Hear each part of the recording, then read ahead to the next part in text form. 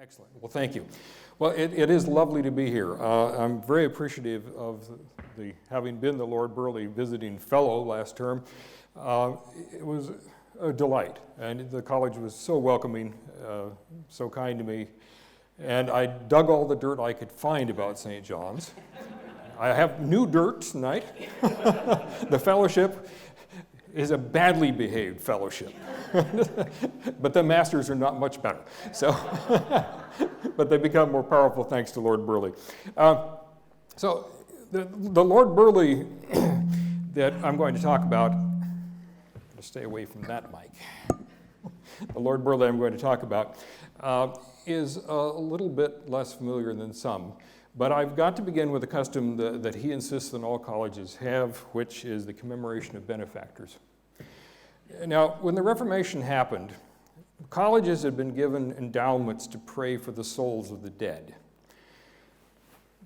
They can't be prayed for anymore because Protestants don't believe in purgatory, but the colleges have endowments. How do you keep your endowment when you can't pray for the people you promised to pray for? You commemorate the benefactions of those people. And so here is a list of benefactors. You should all pray for them, especially for President Edgley and the Master.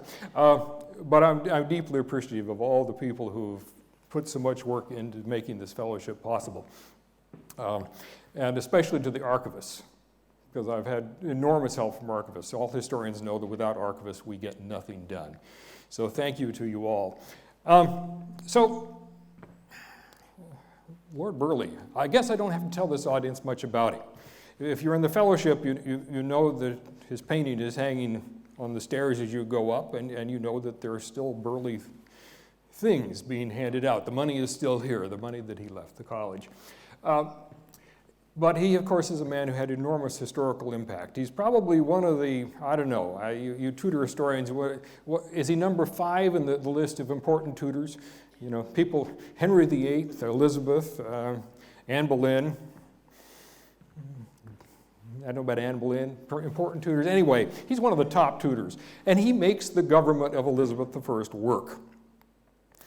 And he's the Lord Treasurer. He is the master of the Court of Wards. He is the principal secretary several times over, both to Edward VI and to Elizabeth. But he is the bureaucrat of all bureaucrats. And we know what we know about Elizabethan England in large part because of his archive. I think he was autistic. He gathered papers and he kept papers and he read papers and he annotated papers and he's everywhere all the time. He could not have slept. And then he did weird things like weighed every member of his household. Think about that. We know what his chaplain weighed, which is a very odd thing. So he's tremendously important, and he's tremendously important to the University of Cambridge because he is the man who builds collegiate Cambridge in the sense of the legal construction of it. So you're living with the product of what he did. And of course, because this is John's, you're more than living with the product, you are embodying some of his ideals. I've been interested in this man since I started my doctoral work a long time ago. I came in 1974 to Clare to work with Geoffrey Elton, and this is all Geoffrey's fault because he, as some of you know well, would insist that you were in the archive. You must be in the archive, so it's ad fontes, to the documents, just as John Cheek would have taught William Cecil. So into the archives you have to go to understand who this man is. So I'm writing a book called Hunting Lord Burghley, and I can make it advance, there we go.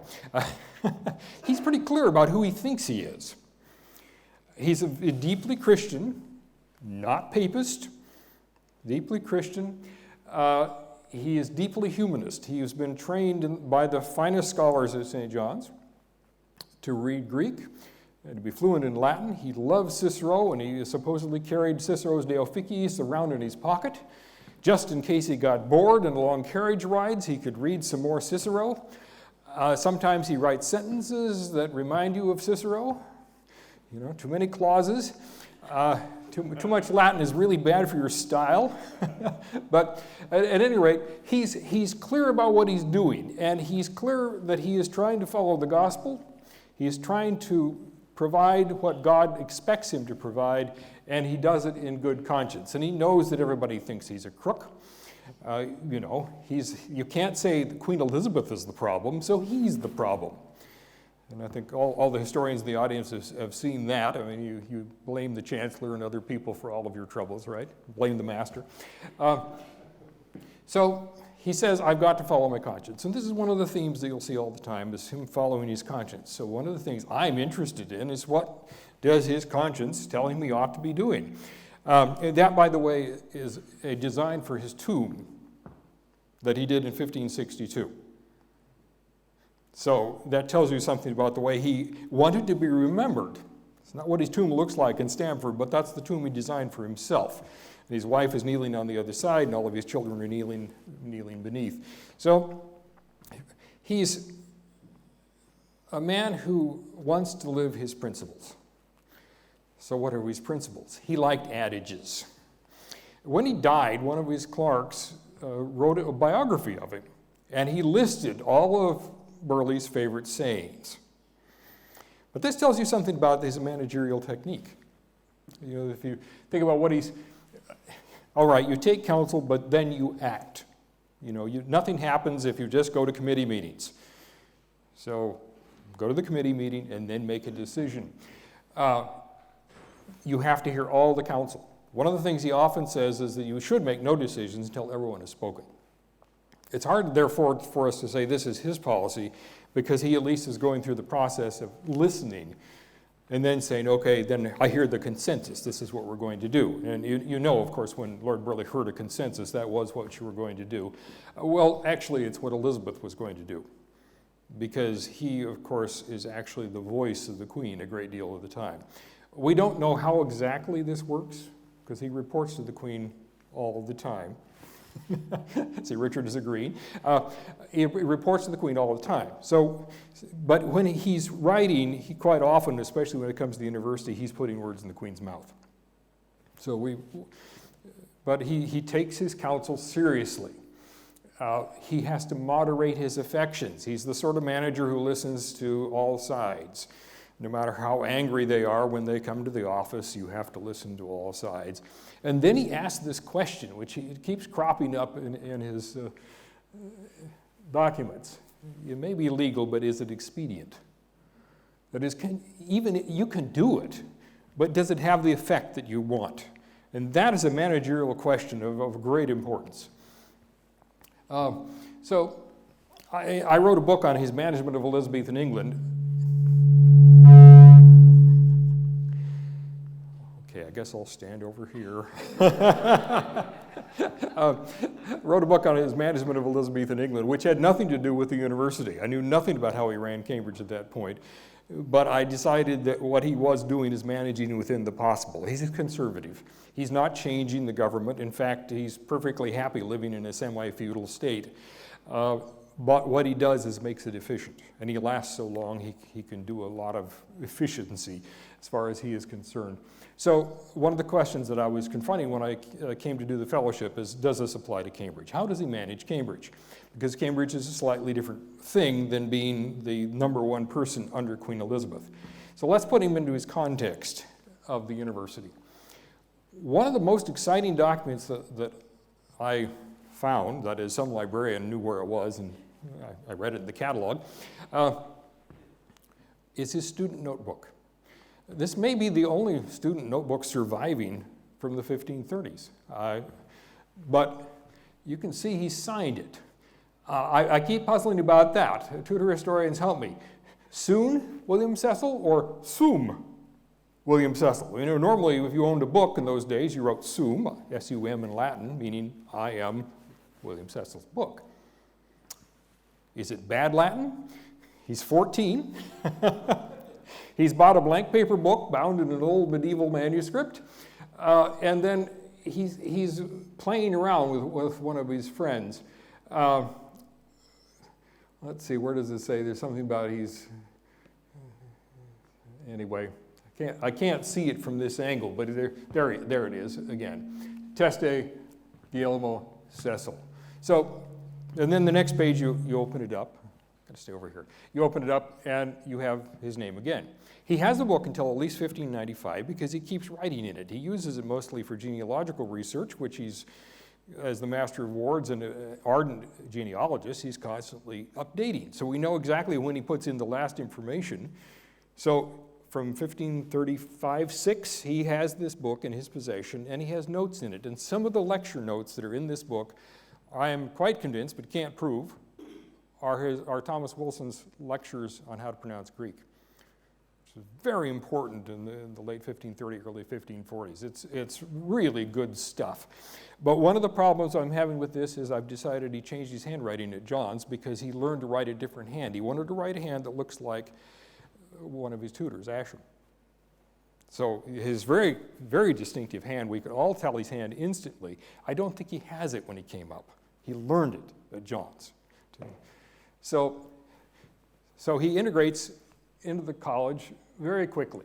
And he's drawn into this group of young Turks. I mean, I guess we should just call them young humanists, but reformers who take Erasmus very seriously, and Erasmus says, go back to the sources, get your Greek right, and who introduce a new way of pronouncing Greek to the university. It causes enormous uproar. But his tutors and the people that he studied with in John's form what is called the Cambridge Connection. A group of people who then go into government under Edward VI, out of government under Mary, and come back into government under Elizabeth, and form the core leadership group of the Elizabethan state. And mostly they're Johnians. Not all of them, but most of them. And they intermarry. He marries John Cheek is his tutor, and he marries his sister, Cheek's sister. So he marries into the town, which is, I think, another very important thing about him. His in-laws ran a wine shop on the market square.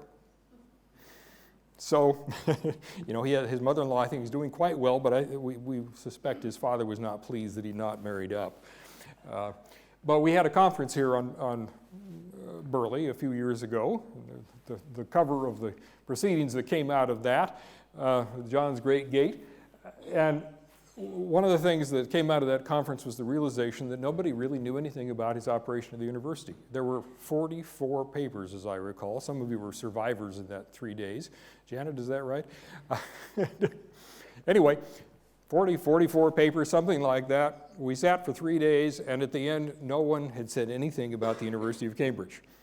We had talked about his founding of Trinity, Dublin, but we had not talked about Cambridge, and I thought, this has got to be resolved. Got to understand what the man was doing in Cambridge.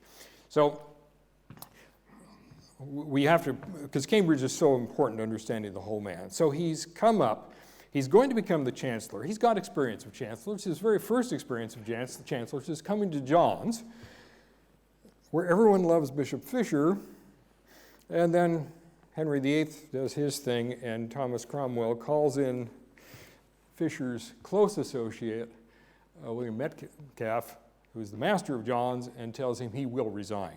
So Metcalfe famously, in chapel, resigns. Great weeping. Everybody loves Metcalfe. And this chapel plaque, which is on the wall in the John's chapel, commemorates not the day Metcalfe died, but the day Metcalfe resigned. It'll tell you something about the affection that they had for him.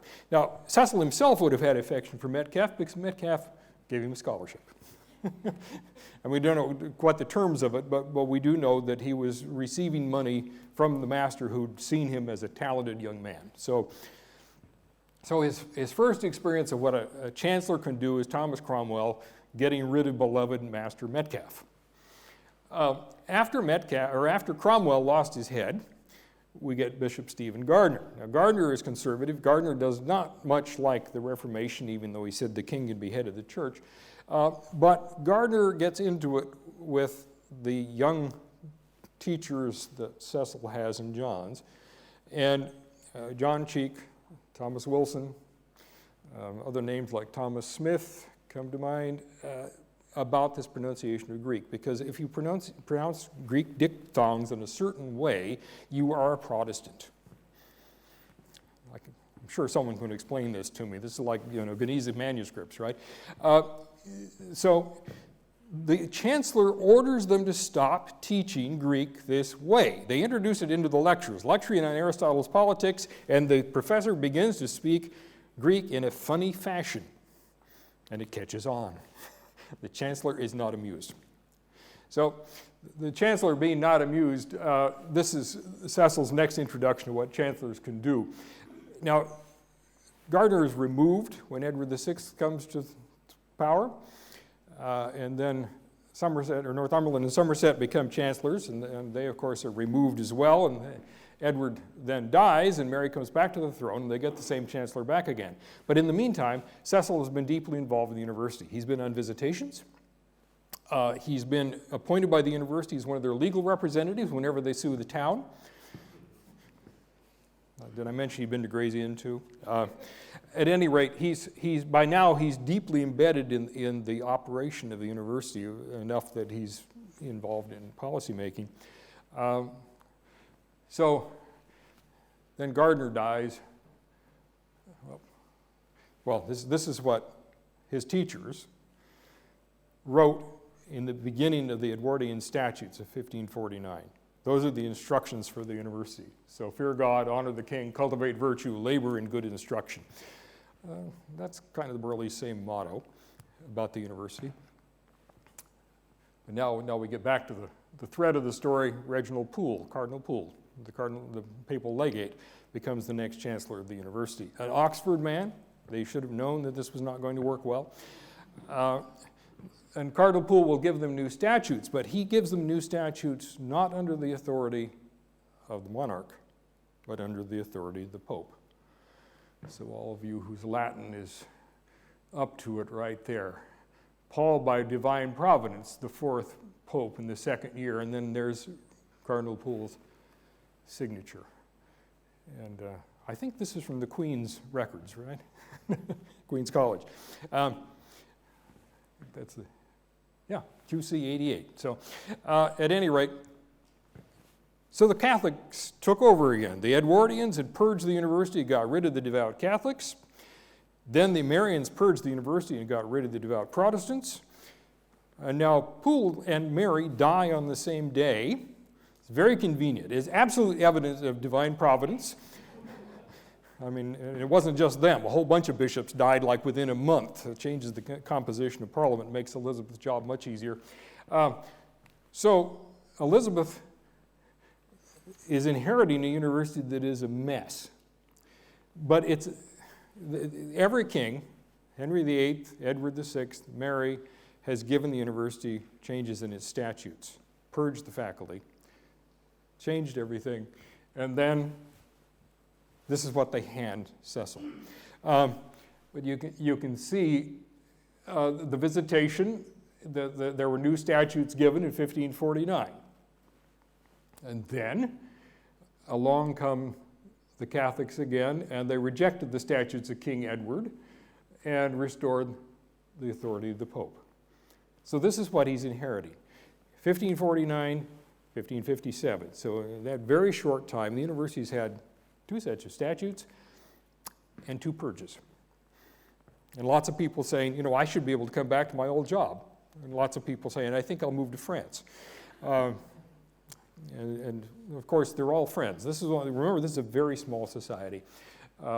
But this comment I loved with this address to the visitors about censorial power had messed it up, and only censorial power can fix it. We need a chancellor who can fix this place. And they were talking about Cardinal Pole, but in fact, this is also the job that Burghley is going to be given.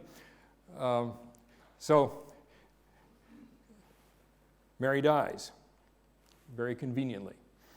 And he becomes principal secretary the day after Elizabeth succeeds.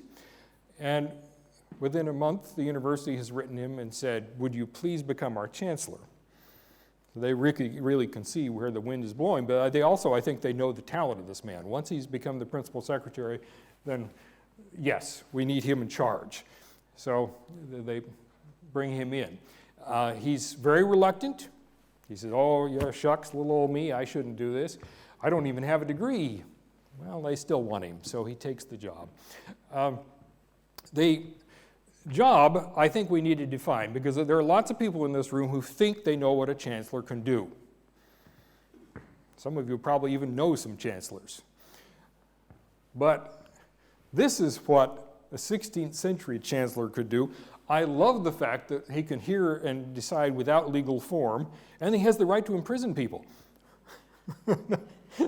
I don't think the current chancellor has the right to imprison people on his say-so, but so it's an enormously powerful office. And this is, I think, really important to remember about this man, because he's been given an office. Everything he does otherwise in his life is for the Queen. But he really is like the king of Cambridge. I mean, he will do lots of things through the Queen for Cambridge, but he has enormous power as chancellor. And although they reformed the statutes of the university and they took out the business about you couldn't be chancellor more than 2 years, what they kept is that set of powers. So he's got enormous power.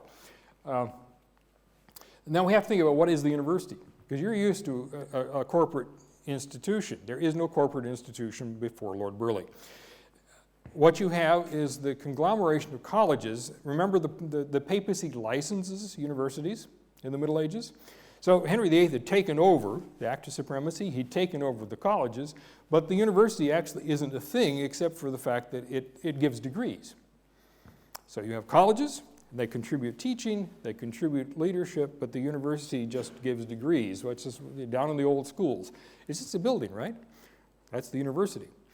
So the university itself is not agglomerated in the same way that you're used to. This is a list of who gets to nominate proctors. The statutes of 1570. So who gets to nominate the proctor means, the colleges take turns running the university. The proctors are essentially oversee the university's police force. Because the university is separate from the town, anybody who has any association with the college, be it a student or a servant of a student, is under the jurisdiction of the university. And you may have noticed the brass tacks around parts of Cambridge, little brass studs. That marks the divisions between where the proctors have authority and where the town has authority.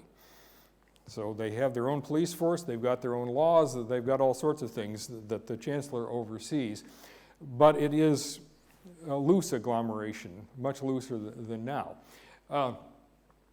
So he becomes chancellor. And the first thing you have to do then is to have a visitation to straighten everything out. So once again, we've got to get rid of all the Catholics and bring back all the Protestants. But I think this inspect and purge line really catches the nature of what they're going to do. Because they're going to rebuild the university in their own image. This is what each administration does. What image does he have for the university? Well, this is a great document. I didn't get it all in, but he wants order and learning, religion and civil behavior. Elizabeth visited the university in 1564. This is the instruction that was given to the Vice-Chancellor. This is what you're going to show her, that you're very well behaved and very pious, and you're very learned. And of course, poor Elizabeth was subjected to whole days of people preaching at her in Greek and Latin and the occasional play, but it must have been very painful to be in her position. So he very quickly figures out what the job looks like. The first problem are the youngsters. Now, the youngsters, I'm afraid, includes most of you in this room, because it's the fellows. But the average age of a fellow in Cambridge in the 1560s was about 21. So you became a teaching master, a regent master, and you were only that for 3 to 5 years, something like that, and then you got a church living or some other occupation. So essentially, we're talking about, in our modern terms, we're talking about the whole university is run by graduate students. And you know what graduate students are like. They know more than the rest of us, right? And because they know more than the rest of us, they're always a problem. And they are attracted to shiny things and fancy clothes and maybe drinking too much. So you've got to keep them under control. You also have to make sure that the university's privileges aren't infringed in any way, because the town is always trying to creep across the boundary to take more control because there are arguments about who oversees what in the market, for instance. What can you charge? And they're always arguing about the things like the price of wine and who gets to set the price of wine in the market. And there are other groups out there. The Lord Lieutenant of the county comes around wanting to recruit soldiers, and the university has said, you can't take any servants or members of the university. Now, I don't know, Neil, when the Armada is coming, does the university go on? We can make a little distinction here. So you have to protect the university from these external influences that would creep in. The college's dysfunctions are a major source of work for the Chancellor. John's probably leading the pack. That's right. But Trinity and Corpus and others are contributing to this problem. Corpus, the embezzlement case against the master, goes on and on. Supposedly he stole the Magna Carta that used to hang in the hall. We think that actually meant the Great Charter of the college, but and then there are mundane things like making sure the university has something to eat. So it's a big job. He's away with the court. He's got to follow the Queen. And so in 1562, he writes a letter and says, I can't do this. I'm just not suited to do this. I love the way he starts, this office having no learning to judge of men learned. And then he doesn't have any time. And besides that, there's just so much more trouble coming down the road. So he thinks he's going to resign. I can't decide if he's really serious or if this is his Octavian moment, going to the Senate and saying, if you don't make me Augustus, I'm going to quit. Because he's very clear about what he sees as the problems. The heads of the houses just aren't doing their jobs. They're just too weak, not doing their jobs. And the problem of licentious youth is always on his mind. He really kind of obsesses about licentious youth. But of course, when he was a student at St. John's, he paid the bell ringer to get him up at 4 a.m. so he could study extra. So he probably always had it in for those people that were just having too much fun. So he just thinks, I'm not the guy to run this place. And if I can't run it in conscience, I shouldn't run it. And so he says, I'm going to resign. You need to get a chancellor who's got time to run the university. Of course, what does the Senate do? They panic. So in May, he tells them he's going to quit. In June, the Senate issues new decrees. And of course, under his authority, by the authority of Lord William Cecil, Chancellor. So it's all been agreed in congregation in the Senate House. And they promise they'll be better. So you can see in this one, we're going to practice true religion properly. And then they go on to do things, and the students are going to dress better or more correctly. All the things that he's complaining about, they have issued decrees from the Senate to make it better. So he doesn't resign, and they give him some concession to what he wants to have done. So he's not resigned. How is he going to solve the problem? Well, he's going to solve the problem in part by building a leadership team, kind of on-site leadership team, because he's following the Queen wherever the court is. He can't be in Cambridge, so he needs people that he can rely on. This is from Lindsay's archive. This is from the Statutes of St. John's of 1580. Now, I love this one because, of course, there he is. William Cecil, or William Burghley, Chancellor of the University of Cambridge. And then Richard Cox, the Bishop of Ely, who is the visitor of St. John's. But then Andrew Perne. Andrew Perne is Vice-Chancellor of the university more often than any other person in the 16th century. And it doesn't matter who the Queen is, what the religion is. Andrew Perne is right there ready to serve the university. And when you need somebody to write some college statutes, Andrew Perne is the man to call on. So he's going to begin reforming the actual statutes that govern colleges and the university to give more power to masters. so that they can deal with some of these other problems. And so we have the problem of the town. It's a continuous problem. It's not going to go away, but because the town, they're always butting heads about jurisdictions. But you can solve some of these things statutorily if you make things clearer. You have the problem of food supply, the purveyance of corn.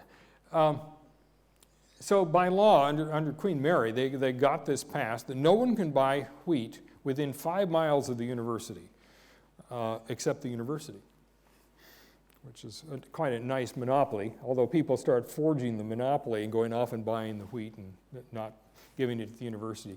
So it creates some problems. So there will be an act of parliament fixing this.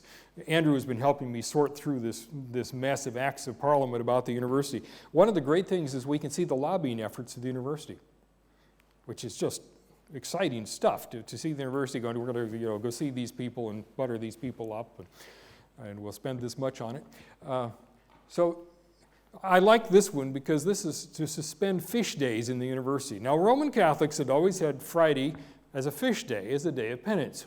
They're not Roman Catholics anymore. So in 1563, they said, no need to eat fish on Friday, but we're going to make you eat fish on Wednesday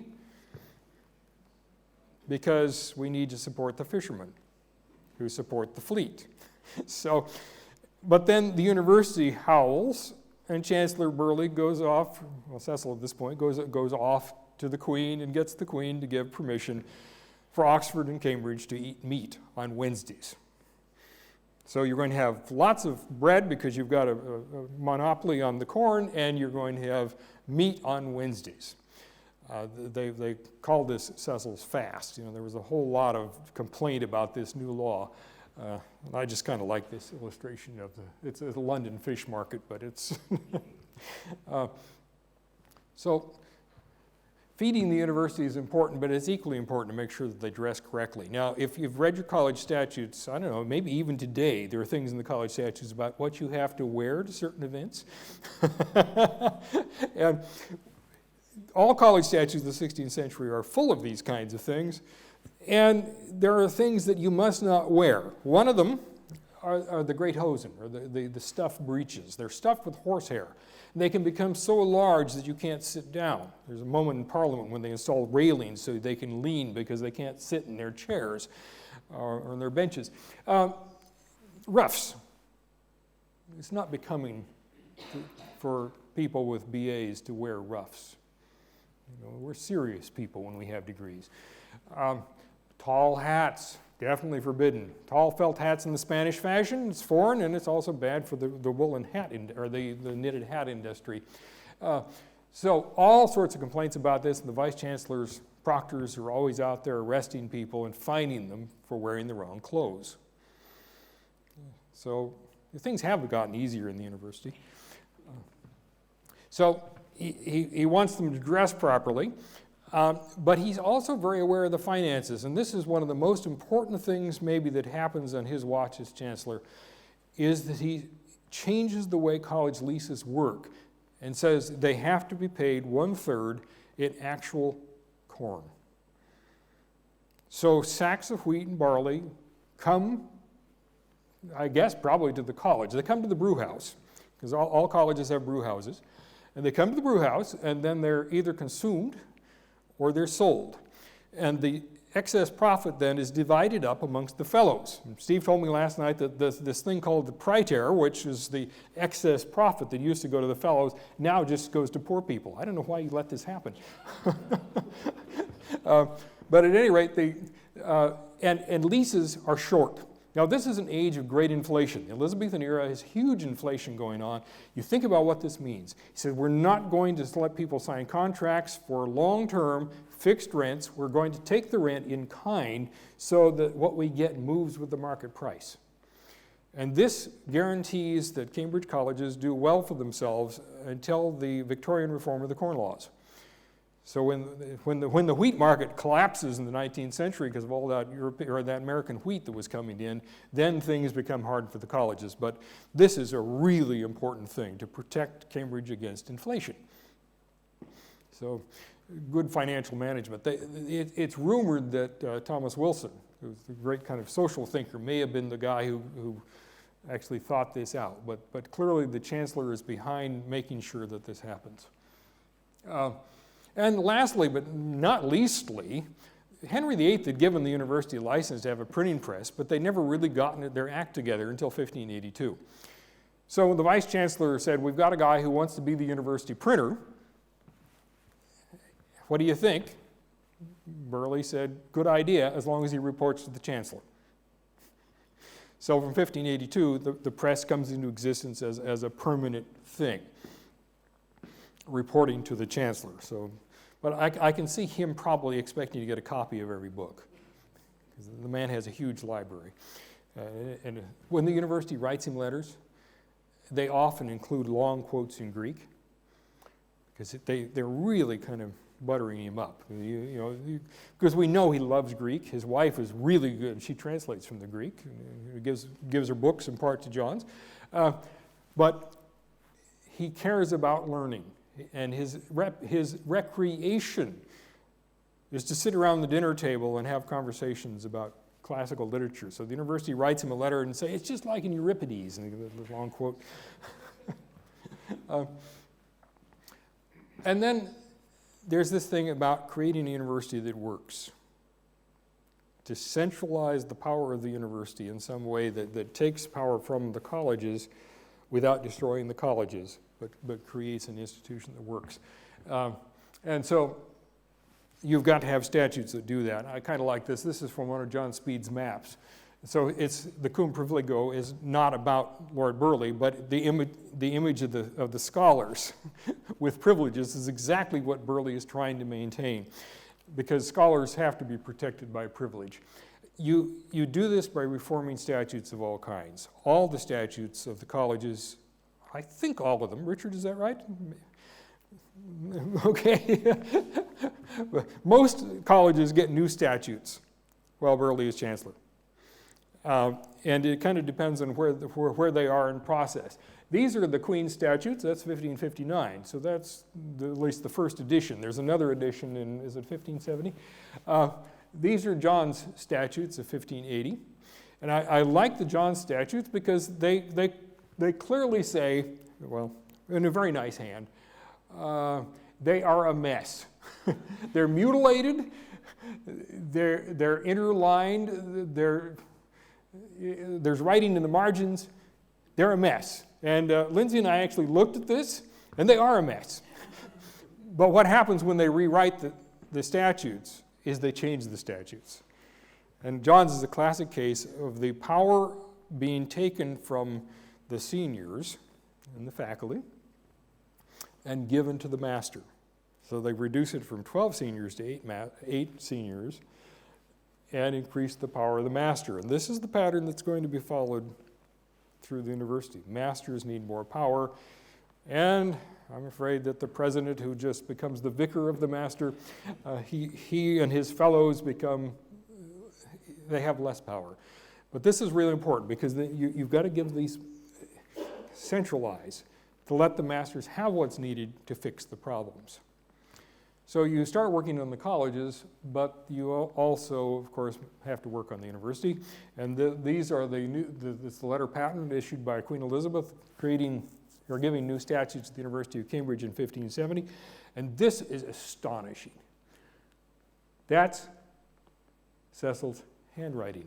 He finishes the letter patent. Now, it would have come to the Queen already written out, except we don't know when she's going to sign it. When she does sign it, it's up there at the top. But to see him in his own handwriting finishing the statutes of Cambridge University is kind of mind-boggling. I mean, he was really deeply involved in giving the university its own new statutes. And those new statutes are doing exactly what I'm talking about, this concentration of power. So we've got this, the power of the Vice-Chancellor now is increased, much increased. And he really is representing the Chancellor of the university, and he's a much more powerful person than he was. The university itself is getting much more centralized.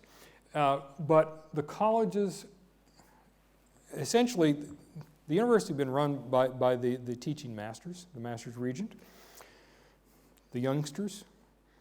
Well, now the nomination of the leadership of the university is going to be placed in the hands of the heads of houses. So you can see what's happening. We've gone from a kind of a dispersed conglomerate to a much more centralized thing where the heads of houses will choose who's going to be put up for nomination. So you can't be vice chancellor or a proctor unless you have the approval of the head of your college. That's a good thing as far as he is concerned, and of course he signs off on the university's new statutes of 1570. Once you have new statutes, you can get to the next step. But the next step is telling the faculty. They were not amused. So there are over 200 signatures on this petition. It's in Corpus. And some of them were very famous people. And some of them were just infamous because their cases end up on the chancellor's desk. But they are not happy, and the proctors lead them in this rebellion against the statutes. So, being Burghley, he's almost Burghley, not quite yet, he commissions a group of bishops to look at the statutes and look at the complaints and say, are they real? And these bishops are all former heads of houses. And somehow these former heads of houses thought it was a good idea that heads of houses should have more power.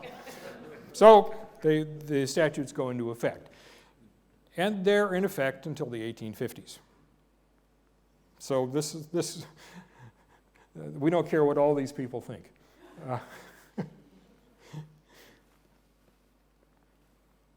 Next step, the new statutes.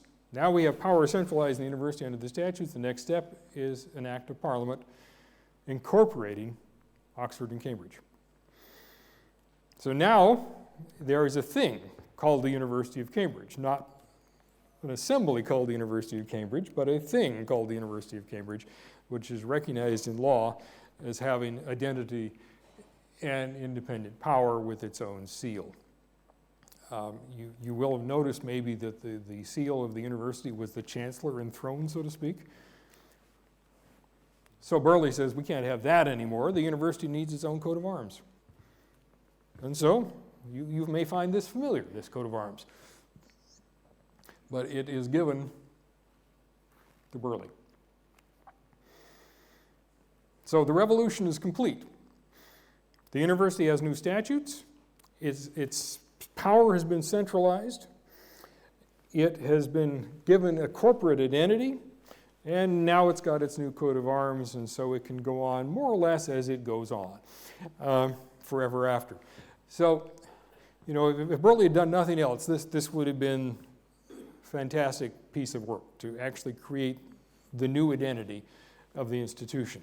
But of course, he's going to do lots of other things because he's really interested in due process. And due process means doing it right so that the fellows don't have any right to complain. So every place you see youngsters read fellows, and I think you get the sense of it.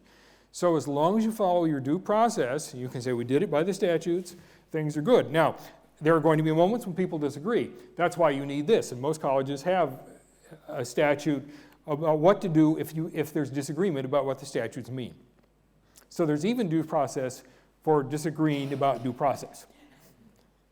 So we can have a system that runs, that keeps running in a predictable fashion. But of course, that doesn't mean the problems go away. It just means that you've changed the way in which you can deal with the problems. And there are a lot of people who are not happy with the university. This is the age of the Reformation.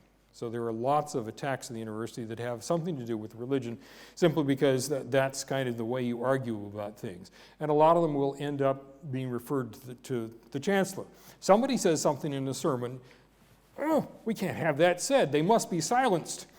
And Burghley will listen and say, well, it was a sermon ad clarem, right? It was in Latin. Can't you scholars understand that, it was in English? Now, that'd be different.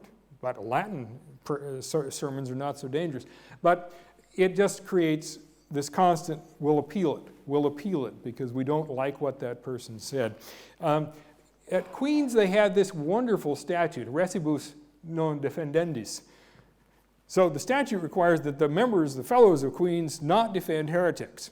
Richard, I'm afraid you're just right out. That's, but heretics were defined as Anabaptists and libertines, and Richard and I, well, Richard explained to me what a libertine was, but not papists. But when they redid Queen's statutes, this is 1559, they redid Queen's statutes in 1570, along with the university's changes. They took out the one that said that Queen's won't defend heretics, which I think is an interesting moment, simply because this is not the way we think about the way the Reformation often works.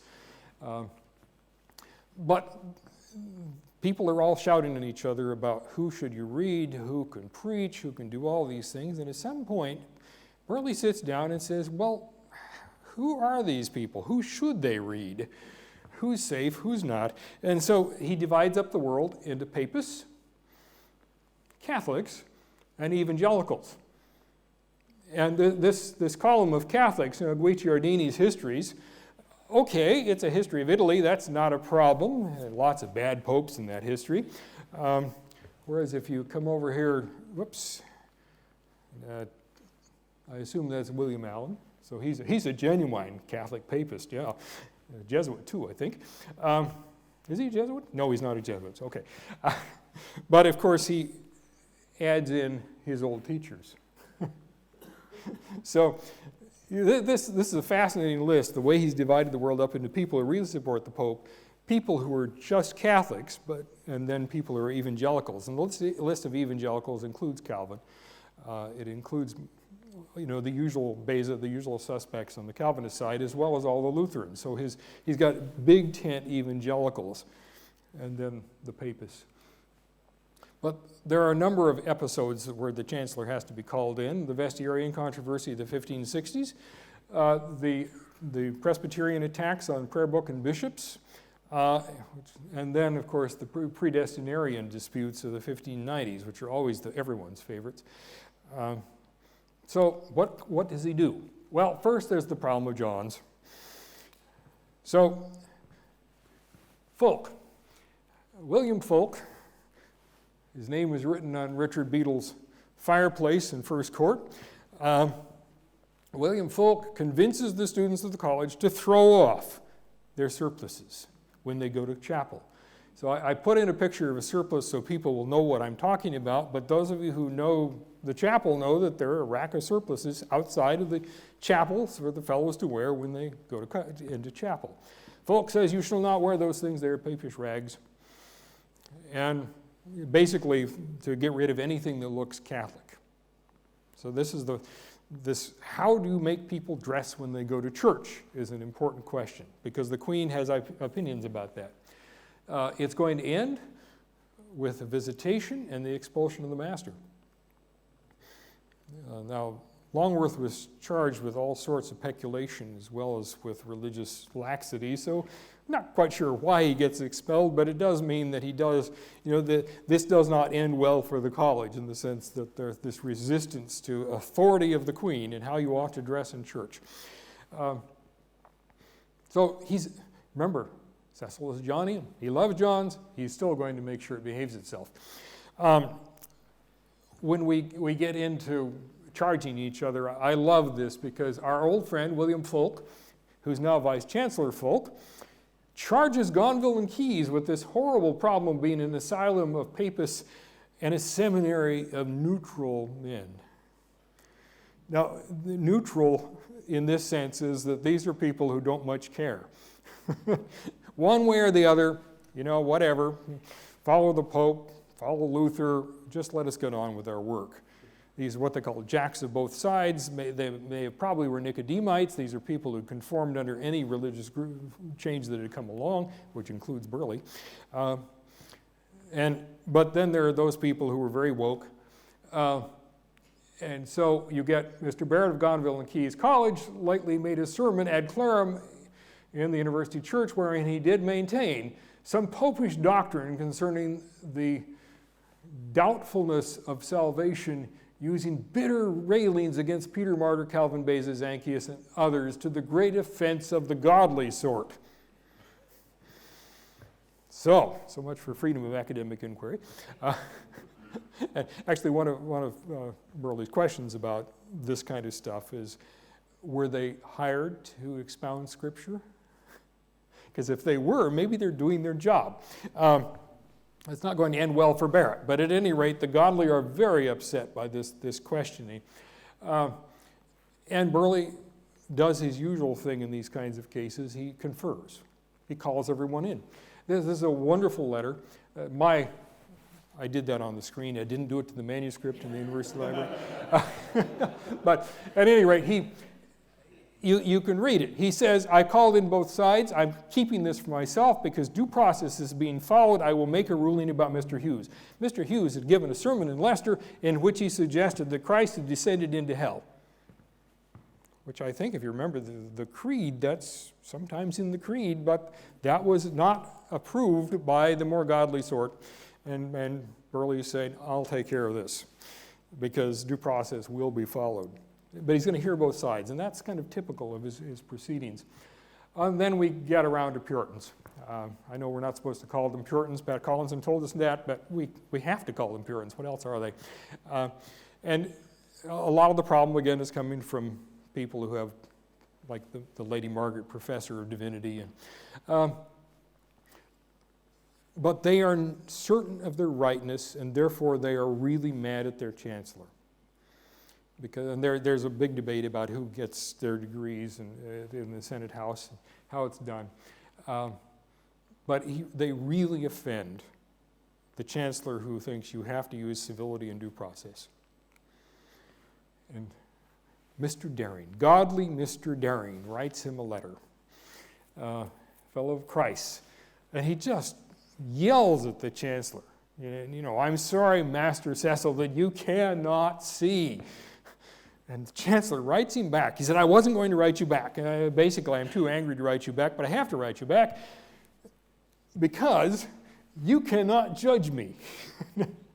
Both because that's not the way it works, and also because I am the chancellor, and you can lecture me, but you are not to condemn me. I love this exchange because he's saying you've mismanaged the university, you're a pagan, you're just all these terrible things because you have the wrong theology. And Burghley's saying, no, I'm not going to put up with that. Well, under the new statutes, the heads have an enormous amount of power to punish people who preach the wrong stuff. I mean, you have to have this. This is the Reformation. This is not quite the Spanish Inquisition, but they have to have rules. So anybody who's going to be working for the Church of England has to be properly taught, and if they're not properly taught, the head should act. And in one of these cases, he reminds them of what their own statutes say. He sends them a physical copy of the statute, says, this is what your power is, but I want you to ask yourselves, just because you have the power, is it a good idea? Are you going to achieve the end that you want to achieve? Well, in Barrett and Barrow's case, they expelled them. They were creating really trouble, a great deal of trouble, by saying you might participate in your own salvation, as opposed to being totally pre-elected by God, predestined by God. And this is Archbishop Whitgift. Remember, Whitgift has been Burghley's right-hand man in the university forever, although when he becomes archbishop, he gets his own way of seeing the world, and he and Burghley argue a lot. But you can see, this predestination thing just doesn't make any sense. How can you ask people to be better if there's no reward? If you were a king, what kind of respect would you get for being predestined? So Whitgift sums it up, inferring thereby that the heads charge God of cruelty and might cause men to be desperate in their wickedness. This is a wonderful moment because, Burghley's religion is an interesting question. I think it changes across his life. He goes from, kind of a hot religious Protestant to a really tired guy who's tired of all this yelling. And this is 1595. And he says, this predestination thing is not really going to encourage people to be good. The university at that point is really, really Calvinist. And they're arguing about when does your salvation get chosen, pre or post lapsarian, and it's a complicated trouble. But this is the chancellor 1595. He's elderly, he is ill, he's just had it. So the thing he is certain of is that you must obey the law. So you will follow the form of Church of England as established in law. That's Book of Common Prayer, that's bishops. No theologian has the right to change the law. And so most of the college statutes will say forma Anglicana, Ecclesia Anglicana, in the statute, because that's what it says. And that's what we're going to stick to. So you can argue all you want about the theology, but you really have to remember that it's a little, it has been prescribed by the Queen. And she is not embarrassed by the gospel. Now, there are other times when he's just tired. He's just tired of the fellows. I know no one ever argues about elections to the fellowship, ever. But apparently they did just this once at Christ. And Burghley and the Vice-Chancellor have a correspondence about what to do with the fellows at Christ. And the conclusion is this oath. We whose names are subscribed do promise to forgive and forget. Injuries past. So they sit down the fellowship and make them all promise to behave themselves. I think this is just a wonderful moment. I'm sure that those of you who have authority in the university today would like to be able to just tell people to take the oath. But he's always concerned about civility and due process. Well, of course, the new university that's been consolidated in power only works really well if you have the right heads. And so heads present an interesting sort of a problem. So 1587, John's is about to need a new head, or the new master. The master has actually promised to resign, but hasn't actually delivered on the promise. So they're waiting for the resignation, and under the statute, you can't do anything until there's a resignation, and then Steve instantly calls a meeting, right? So the president will call a meeting for an election of a new master. Here is Burghley, who of course participated in writing the statutes of the college, telling the college that there's going to be an election of Mr. Whitaker. So William Whitaker is going to be elected master. And yeah, I know there are pesky things like statutes. So you're going to dispense with the statute authorizing the president to call an election. You can't leave things to chance. So Whitaker is president for about 10 years, and there's a new election coming up. And this one presents similar problems. Whitaker is dead, the fellowship is split, and there are people kind of going around the court saying to the Queen, I'd make a really good master at St. John's. And he's very afraid that the Queen is going to act. And so he writes his son Robert and says, Robert, you've got to get to the Queen and you've got to tell her that the fellows of John's have to be allowed to carry out this election according to their statutes. Now, remember, Whitaker is elected by you suspend your statutes. Now, 1597, you're going to say, or 1895, no. And if she complains, tell her that we have a very personal interest in this college because we have given it so much money. We are benefactors of the college, and the Queen should recognize our interest in the college. And that's Mildred Burghley's bookplate. In the old library here, the 8 folio volumes of King Philip's Great Bible in all 5 languages, each volume with Mildred Burghley's bookplate on it. They are major donors to the college. And he says, so if the Queen objects, just say, no, John's is ours. We will take care of this. And so he proceeds to take care of this. So he writes the college. And the president gets the letter, right? He writes the college. It says, look, the Queen is snooping around. And she might make a choice. And she's going to explain that this is the best possible choice. We all know that that's not the best possible choice. So we're going to do this slightly differently. We are going to have an election, and we are going to choose one of the two people that I have suggested, because I love St. John's. This is his own hand, where he's nourished by the college and learned to detest popery. So this is him in 1595 saying, all those years ago, it changed my life. I'm going to look after the college. So you're going to elect the people I tell you to elect. This is his standard way. I'm not going to tell you what to do. You're all very learned. You're very wise people. I'm not going to give you instructions. But in fact, you should listen, because I am the Chancellor. So what do we learn about his style of leadership? It's different than when he's working directly for the Queen. I think it's a much more personal style of leadership. You get the sense of a human being under these letters, and he's speaking for himself. And those are very strong words. And there are lots of people who believe that Burghley is crooked, and he may be, but when it comes to the way he treats Cambridge, he treats it very carefully. It's always kind of paternal or avuncular or something. So in order to show that I wasn't just being totally prejudiced because I spent too many years living with Burghley, there's Harry Porter. Some of you may remember Harry from his book on the Reformation in Cambridge. So rather blind fairness, which I thought was a wonderful way of talking about this due process that Burghley insists on practicing towards the university. Blind fairness, rather blind fairness. Harry wouldn't want to overstress that, you know. So he's very careful about his alma mater.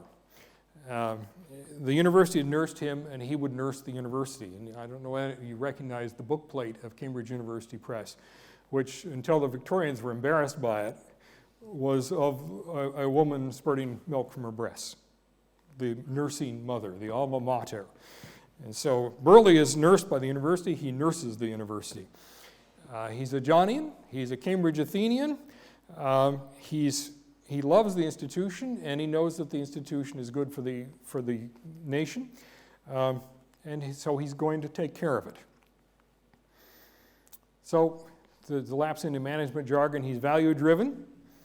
He's deeply Ciceronian, very humanist. He always listens to all sides. He wants to preserve the university's freedom of action. He's very deliberative. His style, which he was taught as a student, is to lay everything out in arguments ad utrum que partem, pro and con. Pages after pages of this, dozens of pages, hundreds of pages of memoranda. I sometimes think he's rehearsing for speeches of the Queen, but there's pro and con, pro and con. That's what he was taught as a student to do, but it is this process of hearing both sides, always hearing both sides before you make a decision. And it's very clear that was, when it came to the university, he's unwilling to rush to judgment until he hears both sides of the issues. So he believes in process, and he believes in expedience. And sometimes process and expedience have to be stretched a little bit to fit together, and he's willing to do that. But it's in the interest of the greater good, because he's always got the same goal for the university. So sound learning, order, and civility. And I wish the university had a different slogan.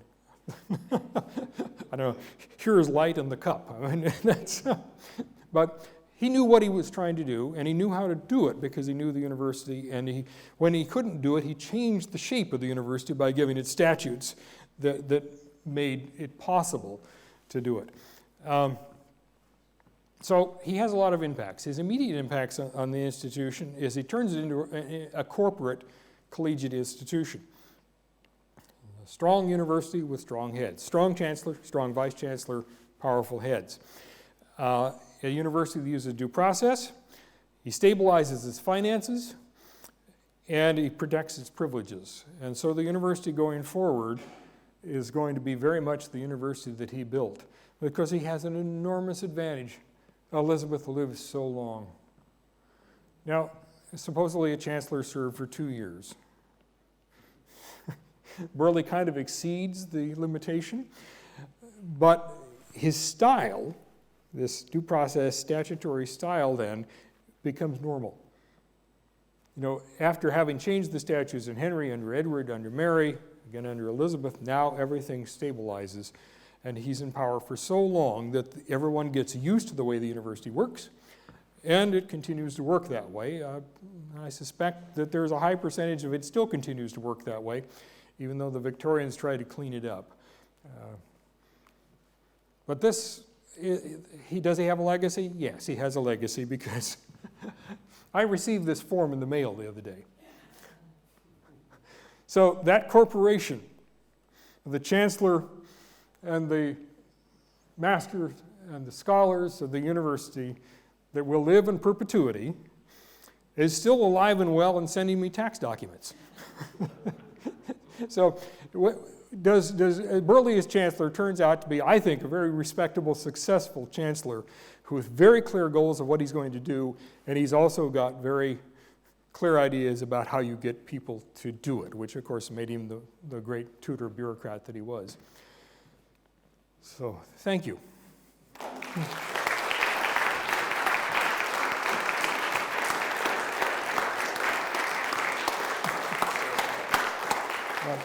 I'm a few minutes over, I think, but yeah, that's absolutely fabulous. Yeah. we're going to take a question or two, but we've got to pass the mic around. So, because if you're back there, you can't be heard from up here. So, if anyone has a question, yeah.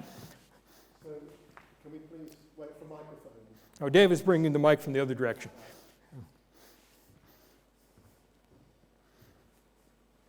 That was, of course, all about Cambridge. Yes. Did he do anything, or could he do anything with Oxford? No. Oxford's Chancellor was the Earl of Leicester. And I've tried to figure this out. So it doesn't happen in Oxford this way at all. I mean, he incorporates Oxford. Leicester is the steward of the University of Cambridge. So there is a lot of this. But no, it doesn't happen that way in Oxford. So the Oxford structure remains weaker than the Cambridge structure. Still is. Yes. I think so. Or is that affirmation? Affirmation, yes. Okay. Observation.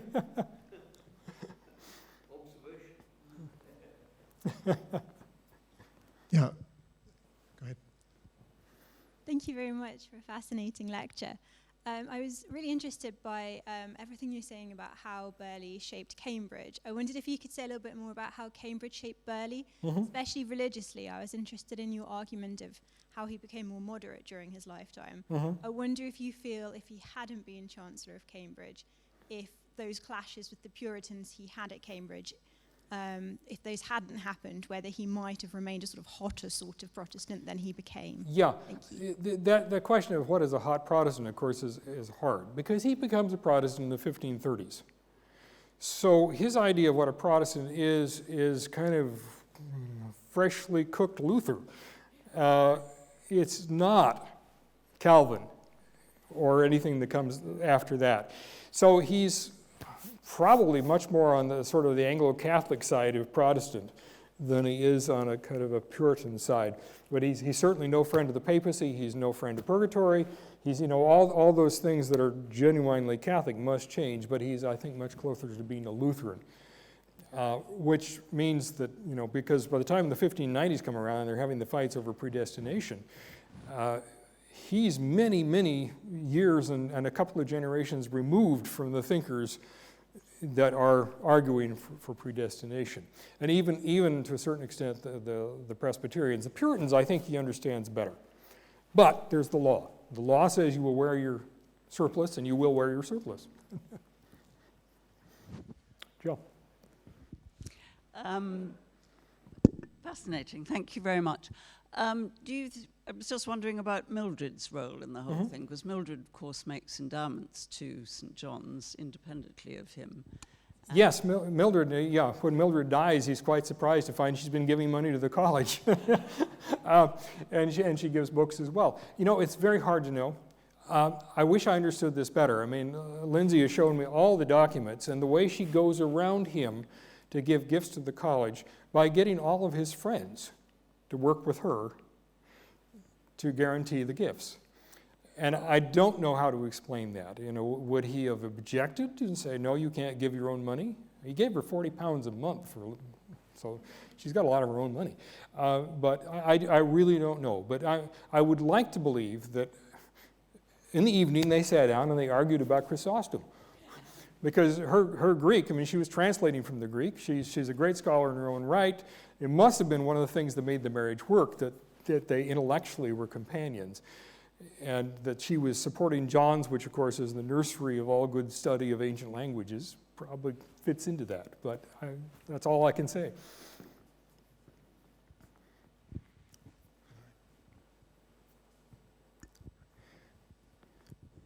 Thank you very much. You talked at the start, or you described Burghley, I think, as a conservative, and I think that rings very true. But at the same time, it seems that what you described about his work in Cambridge was actually quite radical reform. So I suppose turning it around, does that, and you made the point, of course, that in Cambridge he was very much more his own man. He had his own authority. Turning that around, does that suggest that his conservatism within wider politics is maybe less his own and more that of his mistress? Or? Well, I think you and I would agree that his mistress has a lot to do with this, because you stayed that long in office because you do agree with the monarch. But by conservatism in this case, I think what I mean is that he doesn't blow up the system. He takes the system and modifies it to make it work. And that's what I meant by conservatism. So it's going to feel very familiar. It's kind of like modern Cambridge, right? It still feels very familiar, but you get inside of these buildings, it's not the same place. And that's what I was really talking about. It's not radical revolution, it's work from the inside and modify. We've got one down here. So, one more question. One more from Richard, because he knows everything about Cambridge. No, is this on? Yes, I certainly don't.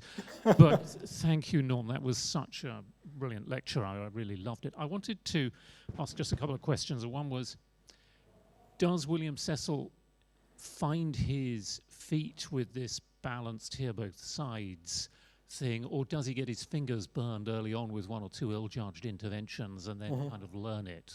I just wonder whether he's ready-made or learns from experience. I think he's had some burned fingers.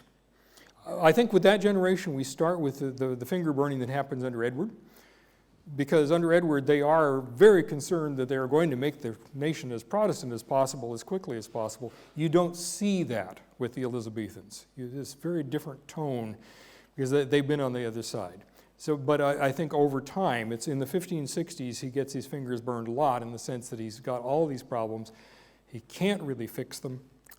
And so he's thinking about institutional fixes rather than, and I also think he's just getting older and wiser. But I say that having been head of faculty and all these things, that you get tired after a while. But no, I think it changes over time. Yeah, on the religious front, I thought perhaps I'd just offer that, I think with the reaction to predestination, I always had the sense that when that argument comes up, he finds the whole thing rather bizarre. That this is very much perhaps because he's never been, I think, that hot a Protestant. He's very much a Protestant of that first rather moderate generation. And again, there I think he is so much of the same generation as his mistress, the Queen.